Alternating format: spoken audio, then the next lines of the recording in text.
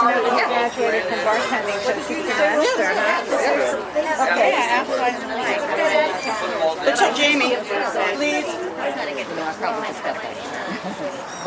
Oh, by the way, if anybody wants to buy one of these really cool shirts, I think they're $20, and What? they make nice gifts, and it also helps support the sanctuary. We got different designs inside too. Huh? There's different designs inside. Yeah. Different, colors. You only wear one. Ladies and gentlemen, Okay. we also have free bookmarks for you before you leave with different kinds of parrots on them. We have a self-crested cockatoo, a Moluccan cockatoo, a green-winged macaw, and a yellow-headed Amazon, and a blue and gold macaw. So when we meet the birds, you might want to decide what kind of bird you like the best.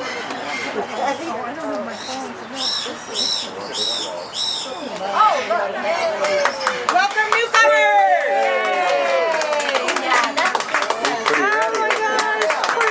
I'm Jamie McLeod, and this is Doodle. I'm the director for the Santa Barbara Bird Sanctuary. We're a nonprofit, and our mission is that we take unwanted parrots and we focus on rehabilitating them and rehoming them whenever possible. Some of them have baggage that they come with, and oftentimes are best kept in a situation like this, like Doodle. These birds are lifers, we call them. And Doodle came to us. She was actually an abandoned bird. She was left out in front of the Santa Barbara Zoo with a note on her cage that said, "Please help me, Doodle." So the only thing we know about her is that her name is Doodle, and she whistles Yankee Doodle Dandy. But we have no idea how old she is. This is a Moluccan cockatoo. This is one of the largest of the cockatoo species. They're also one of the most difficult parrots to live with. They have a lifespan of about 80 years, and they have the mentality of a 2-year-old child for the entire time. They're very affectionate creatures. It's all about them 24/7. In the wild, these birds are social flock creatures, so they're never separated from their family. And it's unnatural for them to be in a cage 8 hours a day, waiting for their owner to come home. When you get home, they're like, "Yay, let's start the day. It's all about me." And it's hard for them to understand that other people have things in their life, because for them, you are their life. So oftentimes people who don't educate themselves enough end up getting a bird like this, and they're really unaware of the depth of the commitment that's required to fulfill their needs. It's literally impossible in captivity to fulfill their social needs. You can't have a cage big enough. In the wild, the sky is their cage. They can also be very, very loud.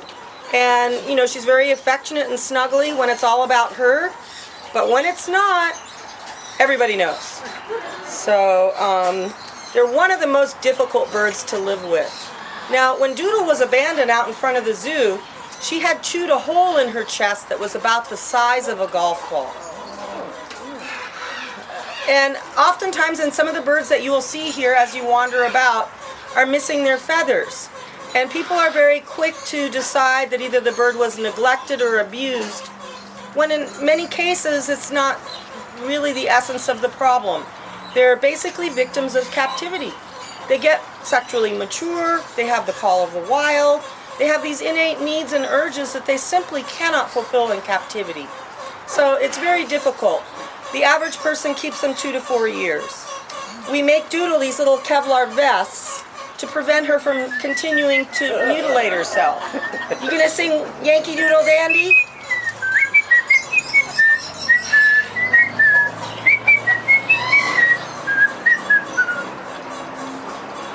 She likes it when I do it best. Come on. So that's Doodle.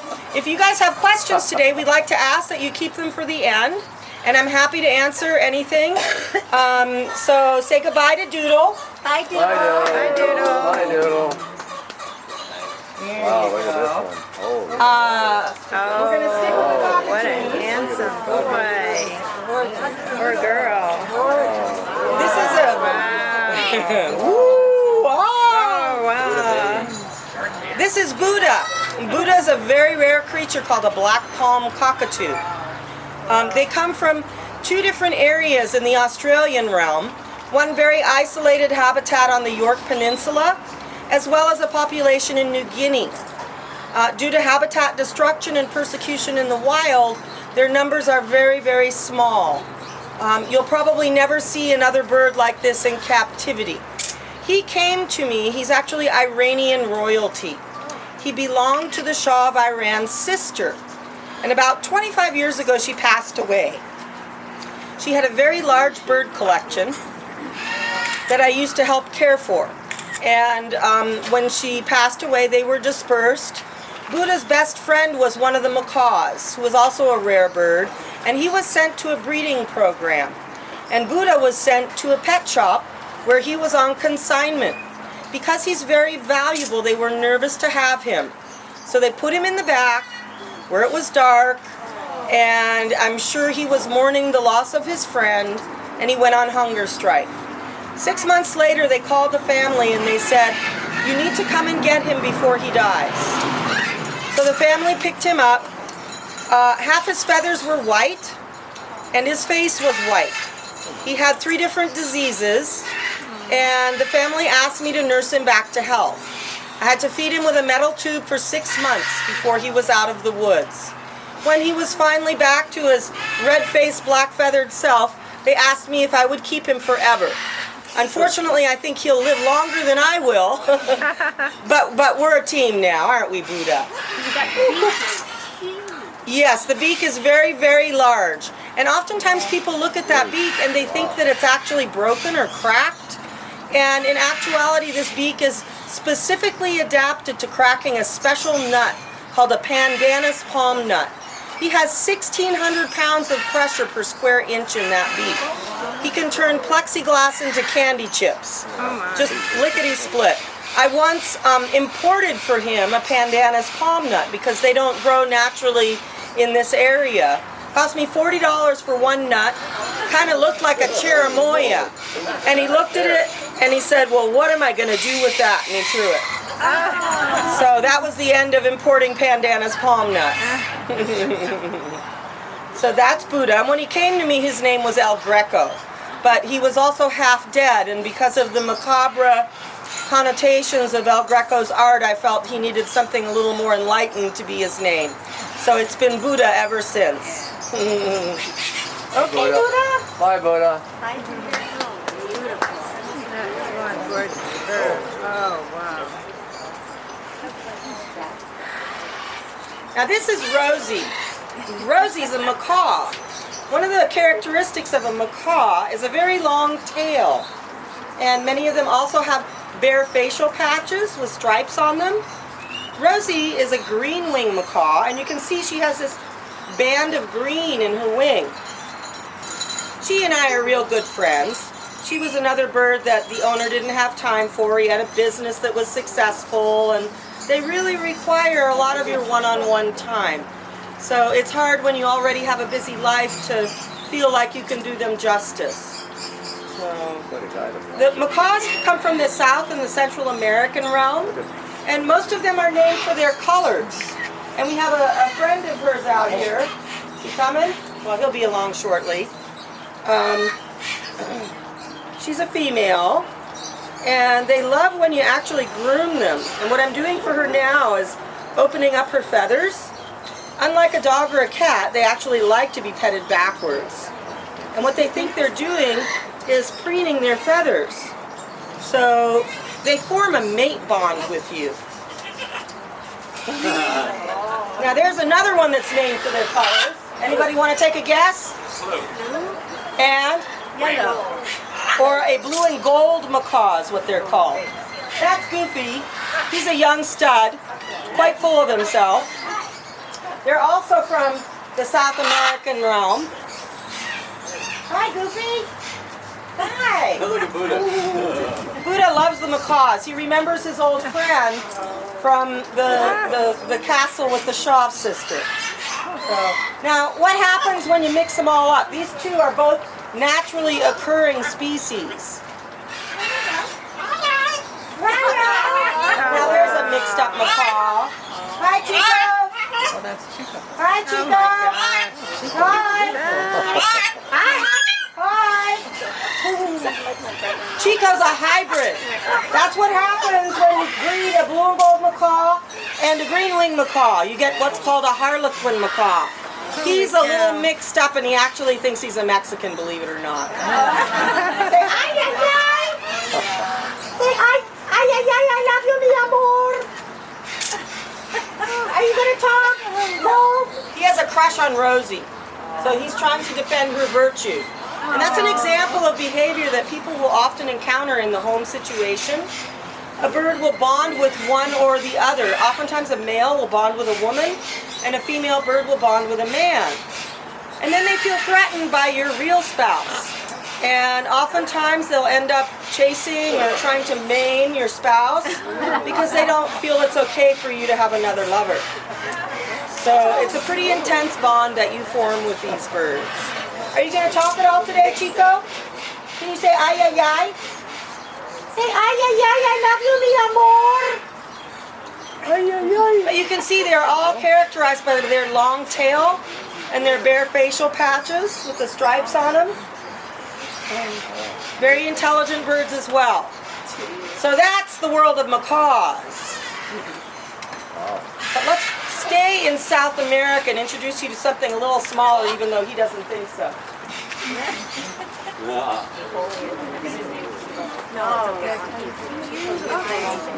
This is Rio. Oh, really? Rio is what's called a caique. There are several species of caiques. This one is known as a white-bellied caique. And don't be fooled by their small size because they have a huge personality. They look like a clown, don't you think? Oh, you're definitely not a clown. Well, their personality is just like that. Very playful. They like to be bouncy.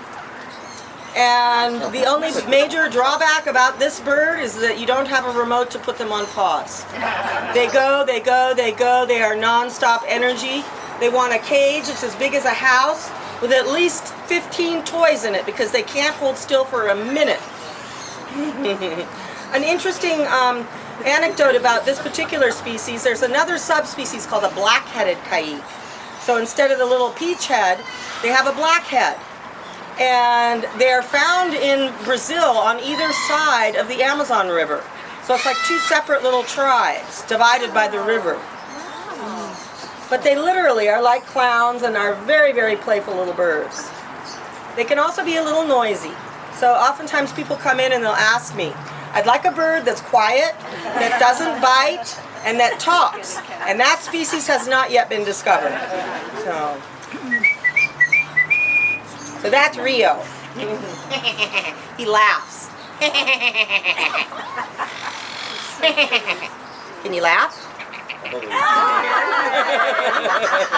I guess it helps if you squeeze his head.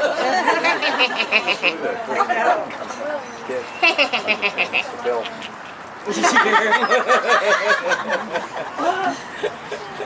So he's a great little guy, Rio. And let's go back to Australia for a bit. And I'm going to introduce you to my buddy Bobby Houdini. Are you Bobby Houdini? You are. He's Bobby Houdini. Bobby Houdini is a medium sulfur-crested cockatoo. Cockatoos in Australia are like pigeons here. They will come down from the sky in flocks of hundreds and hundreds of birds and wipe out a farmer's crop in about an hour. So they're oftentimes shot out of the trees to protect the farmer's crops. And in captivity, it's an epidemic of unwanted birds because they live so long.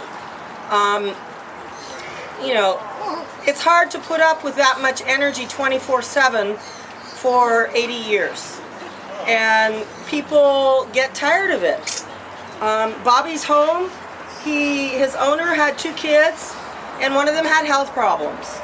And it was really hard for Bobby to accept that he was no longer the center of attention. He's got a lot of energy. He likes to do what we call skydiving. You want to go skydiving? You want to go skydiving? Okay, here we go. You ready? Whee! You see how he throws himself when he gets to the top. He also likes to do what we call hop about. You want to go on hop about? All right, we're going to put him on the ground. And he has a foot fetish, just to warn you guys. And if he comes up to your feet, don't worry, he's not going to bite you. So, are you ready? Are you ready? We're going to go on hop about. Go! Go! Go, go, go! Hop! Hop! Hop! Till you drop! Hop! Hop! I'm going to get you! I'm going to get you! Can I get you? Okay, he also likes to dance. Can we do the can-can? Can you spin? Spin! Spin! I want you to go down that way. He always wants to do what I don't want him to do. Go! Go! Go! Go!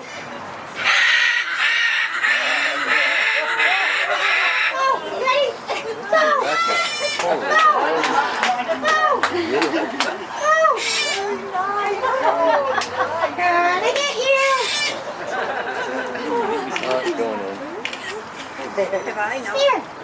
Can you spin? Spin! Spin!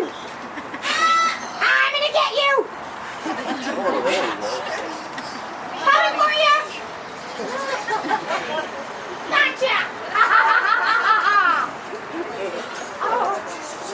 Oftentimes people aren't aware that cockatoos have a lot of powder on them. And after we show you one of the last birds that's coming out shortly, we'll let some of you pet Bobby, one at a time of course. But you'll notice if you pet him underneath his wings, can you see all that powder that comes off of him? People that have allergies can be very bothered by that.